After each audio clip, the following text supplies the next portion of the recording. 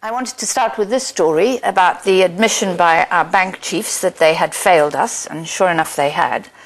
But I came across this quote in the Times in January this year about a man who was mortified to be labelled as some kind of inept banker, who has a strong sense of responsibility and is an old-fashioned Presbyterian. And I wondered if any of you knew who this was. Sure. Who?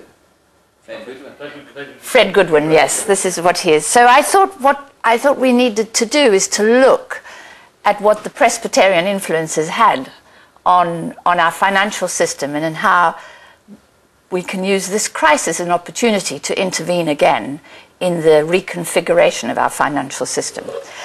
Of course, in the Bible, there are plenty of references to debt and to usury and to the prohibition thereof. In Leviticus,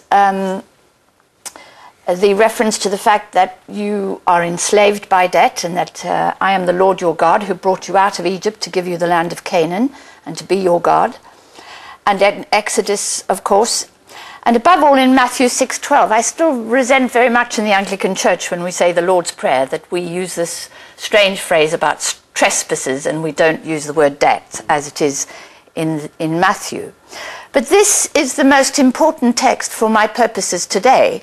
It's from Psalm 15:5. He putteth not out his money to usury, nor taketh bribes upon the innocent. He that doeth these things shall not be moved forever. And the reason this is important is because of John Calvin's commentary on this particular psalm. And in this commentary, John Calvin turned the tables, if you like, overturned the existing order and heralded in a totally new order. And he did that with the first sentence of this commentary. It follows that the gain which he who lends his money upon interest acquires without doing injury to anyone is not to be included under the head of unlawful usury. In other words, John Calvin was arguing that there were some kinds of interest that were lawful and acceptable and that we should tolerate. And then there was another kind, the kind that signifies to bite, neshek, which is something that we should condemn.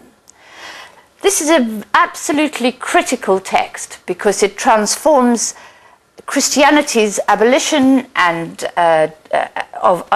Christianity's approach to interest and to the making of money from there on. It changes dramatically.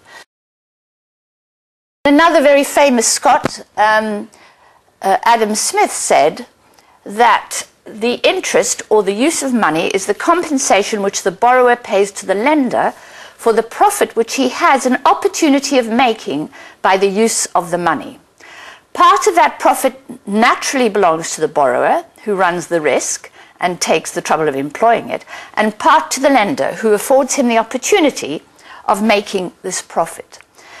But what I want to make here is a point, which I will come to in more depth in a moment, is that both Calvin and Smith were wrong in their view of lending and borrowing and of the role of the lenders, because they ignore the fact that lenders can make a profit or a capital gain even when an enterprise makes a loss.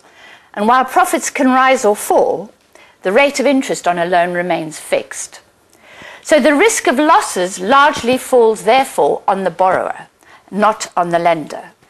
And what we are seeing right now is that when companies or individuals or households go bust, when they go bankrupt, the bank either slaps on compound interest or else, takes all the assets from the borrower. And we're seeing people being foreclosed upon. We're seeing intense suffering as creditors or lenders demand their gains on the lending. And so this is why interest and the endorsing of the rate of interest as something that is acceptable has been so damaging for our economies. Francis Bacon was one that challenged the Christian admonition of usury and wrote an essay on usury. And Jeremy Bentham, of course, wrote his famous essay, Defense of Usury, showing the impolicy of the present legal restraints on the terms of pecuniary bargains. So we've had throughout history this struggle to contain creditors and lenders. The struggle to keep them within a legal framework, to keep them within an ethical framework. And invariably, they win, the lenders win and come to dominate. And then there's a period of bankruptcy and loss, and the balance is restored for a while, and then we go back into a period of excess and of lending. Now, Christianity's approach is entirely different from that of Islam.